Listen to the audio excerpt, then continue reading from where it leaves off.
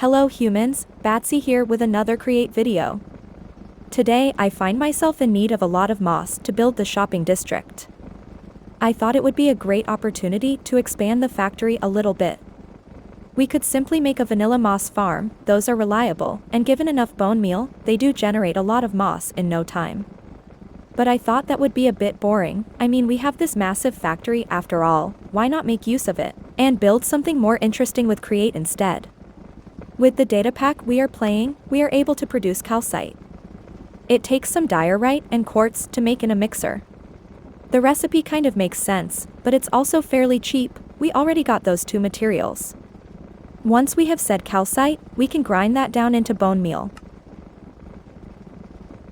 I know a vanilla moss farm can feed itself, but that also ruins the moss rates.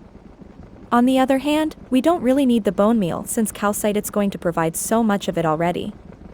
So with that in mind, let's build a bone meal farm and connect it to a moss farm, and preferably, let's do all that solely with the Create mod.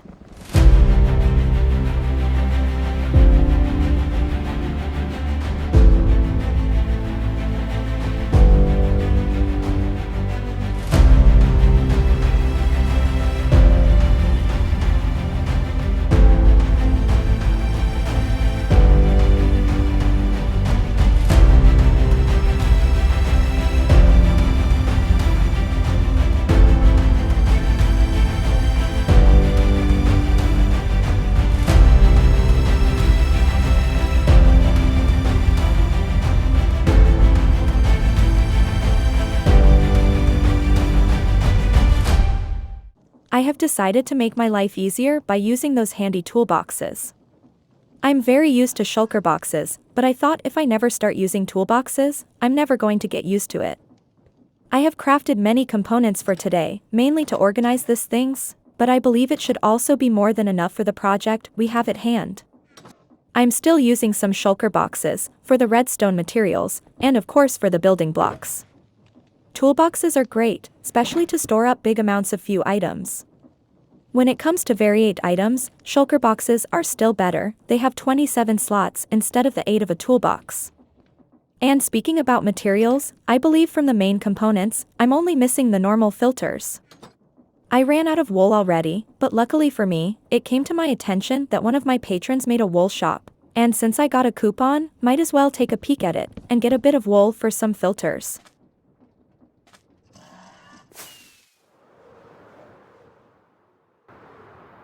Looks like this is the temporary shop until the shopping district is up and running.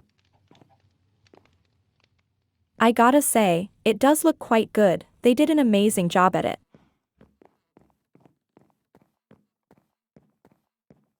It looks fantastic from all the angles. I love the use of the support blocks, that's a great detail. And combining the texture pack with the carpets, that was a cool idea too. Oh, I just got it. I couldn't get my head around what was this shop reminding me of. It's a fortune teller, it was reminding me to a fortune teller. Good job on the design, well done Damdra. Alright, but we are here for business. I need a stack of any wool, so let me check what barrel is filled the most. It looks like they all been stocked recently. Well, I like the green color, I'll just take some of this lime. And the coupon as the payment. Oh, wow, look at that. At night it looks even better. This is a very nice shop. Alright, this should be the last color. I'm not super convinced with those two. I think in general they look alright. Yes, they seem to look different enough to not confuse them all the time. Although it doesn't seem to show what items are inside. It is quite handy, we'll need to get used to its controls. On the inventory, they also don't have any tooltips with the items stored inside. I guess I will have to remember what I placed in each one of them. Alright, so, this is the area where I decided to start building the bone meal farm. If we take a look at bone meal, you can see we can get it from calcite. And if we take a look at calcite, we can produce this by mixing quartz and diorite. If you noticed, the diorite is already here, which makes things easier. We also have cobblestone over in this corner. But that's not the only thing. You can see we already got some quartz laying around in this belt. The reason for that is that to make granite, we already needed the quartz. In fact, granite has the exact same recipe as calcite for some weird reason. It's only missing the diorite because the belt isn't moving. My idea is to extend a belt on the side and just take the same materials to make the calcite in front of it. The first issue is the clutch. To avoid consuming unnecessary resources, I went for the simple idea of locking the main belt with a clutch. This works great, but now we have two different sections taking materials from the same output line. Right, that's an input line, so that will obviously not work. A very long time later. I have been here for a while, and I think I got an idea on how to do it. I'm going to split this belt in half. At the start of the output line it will be impossible to, not only to place the clutch for each, but also place two more lines for the calcite. So if I just split it later on, I could lock each one independently, or that's the plan anyway. Alright, so that works, no items are going further. Now I can probably place down a tunnel in this corner, and simply extend a second line along this side. I placed it like this, but I think only one belt for both quartz and diorite will end up causing problems. It's not the prettiest idea, but this should work perfectly fine. And to power the granite, maybe I could add the clutch over here instead. Alright, this seems to be working fine, the clutch is holding the area. Belts are not moving for the granite, perfect. For some reason the animation of the mixer seems to be stuck.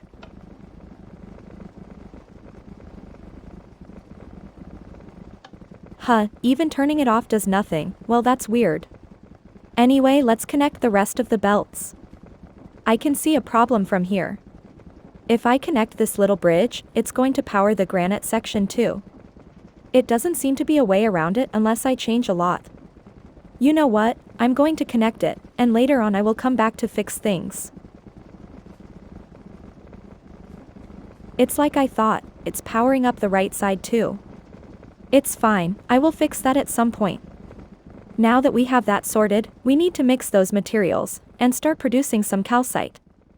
In the same setup, we should also have some mills to grind that calcite.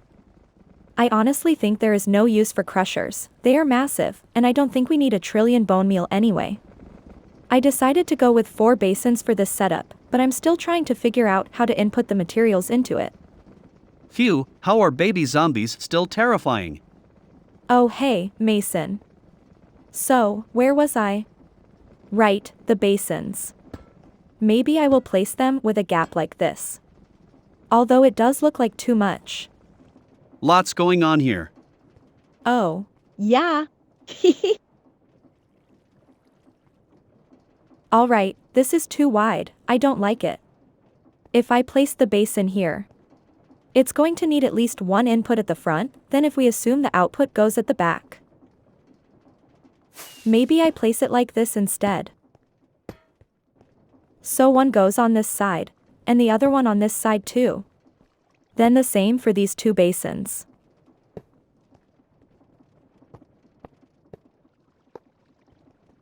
Yes, I think that works, that's 2 inputs on each basin.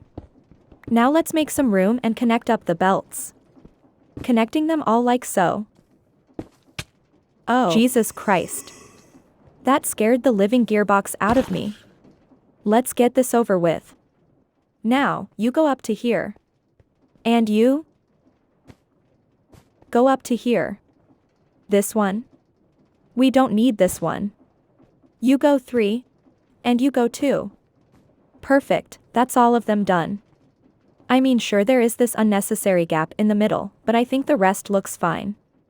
I have a solid plan to distribute all the materials. I'm going to extend the belts one more over to this side. And place one at the back of them. Now just fill it up with tunnels. With one of the belts at the side of the tunnels. And the other belt goes at the back of it. That should make them both distribute the materials evenly. I'm going to connect 4 of them in line with the basins. Actually 8. Mills tend to be a little slow. Should be able to fit a tunnel here, moving the mills one more block to the left. Making sure this is set to split. And that's pretty much it. This will be producing bone meal now. Alright, this section is complete. Everything is moving and working perfectly. All the filters and recipes are set. Cool, that's a job well done. Now for the moss section of it. I'm going to be placing it right here. This is an output of cobblestone. It comes this way to produce deep slate. We can use that to smelt it into stone and convert that onto moss. And just like that, the moss farm is complete. But Batsy, you haven't showed anything. You skipped right to the end. Also, you promised us muffins. Wait, hold on. Who said anything about muffins? Alright, you caught me. I did skip the building process. I always try to make my videos as informative as I think it's reasonable, to be educational, but not too overbearing. For that reason, the footage of the moss farm wasn't good in my opinion. You can see in the background a portion of that footage speeded up by a 4,000%. And that is only a fragment of all I had to go through. I spent roughly 5 hours working on that farm. I was stubborn to make it work with deployers, but I ended up having several problems with that design. Some that I was able to fix by timing the redstone, but others that I had to replace entirely. The idea was solid, and for that I'm going to show the humans how I ended up making it work. I think that will be more educational and interesting to watch. It should give you all the base to make a similar one, if someone is crazy enough to do so. But I would honestly drop the deployers plus belts idea. The farm is functional, but I don't think it's a proper design. And before anyone goes roasting me in the comments, I do think the idea is solid, just not the way I implemented it. I hope someone can take the idea and make a proper design from it. With all that out of the way, let's see what farm we ended up with. The humans have seen this part before, it's where the bone meal is being processed. Which then gets stored onto this item vault over here. You can see we already have a ton of bone meal.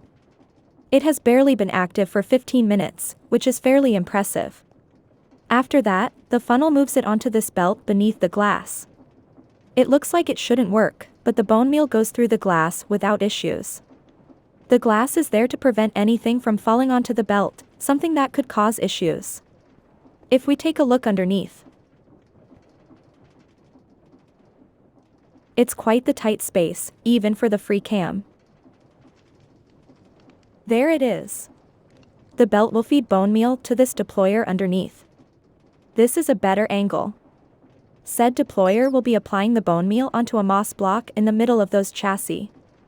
We can't see it right now, but it's there in the middle.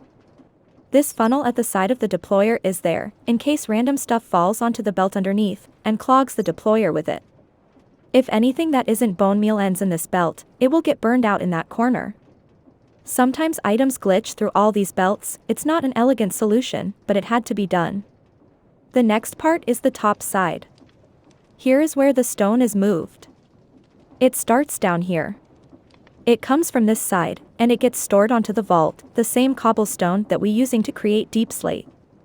On the side, some cobble also gets dropped and smelted into stone, which then gets stored in another vault. You can see we have a ton of it saved up. Whenever we want, it will go up this conveyor belt. The tunnels will spread it along these many lines, and those belts will then feed all the deployers underneath. They will fill up this area once we move the chassis out of the way. The area is this big for a reason, that's the maximum distance a single block of moss will spread in any direction. Making it bigger would have been unnecessary unless we add more deployers underneath. And speaking of underneath, you can see all the belts that gather the moss and move it towards the right side. Here, there is a line of tunnels that will spit out all the cobblestone, since the stone that gets broken will convert into that. And the one with nothing in it, that's where all the moss and other items end up. Moving into the vault to get stored.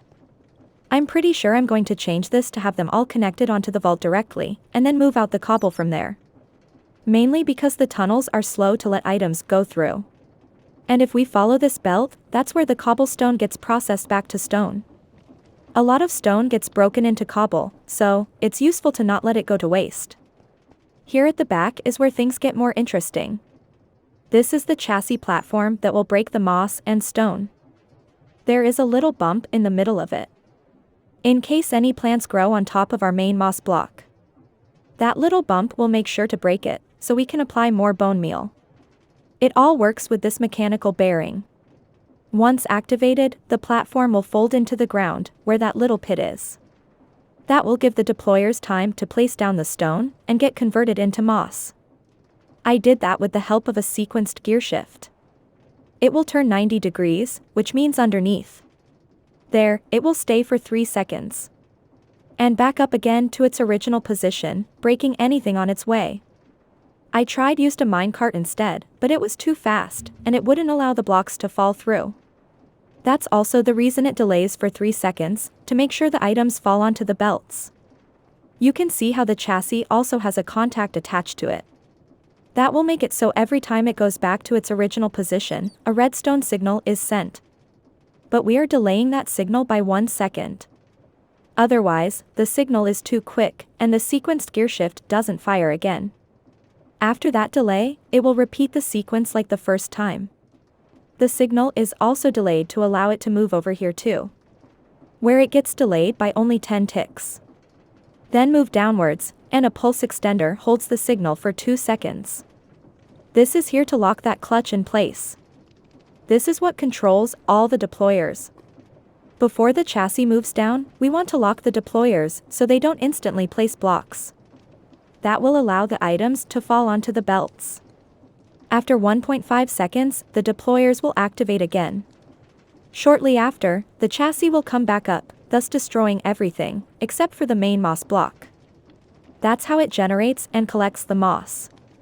There is also this redstone link in place. At the same time that the deployers get locked, we also send a signal underneath. That makes it so the deployer underneath gets locked for an extra 4 ticks, preventing it from using bone meal before all the stone is in place. Let's turn it on and see how it's working. First we want to unlock this clutch, and of course make sure the gear shift is correct. Then we simply double tap on the pulse to send a signal. You can see how the chassis started working perfectly, moving up and down like we want to. And here you can see the moss block in the middle. That's what will make it spread to the rest. This shouldn't break the farm, but I will turn it off when the deployers are locked, just in case. And now it's fully operational. This type of glass wasn't the best choice, I tell you that much. But you can see how it's working. Chassis goes down, items get collected, stone is placed, then converted into moss, and it breaks again. It does work perfectly fine, I just don't think this is the way to do it properly, even when purposely avoiding the vanilla variant. You can see here how the cobble gets thrown off the farm and moved back into the vault.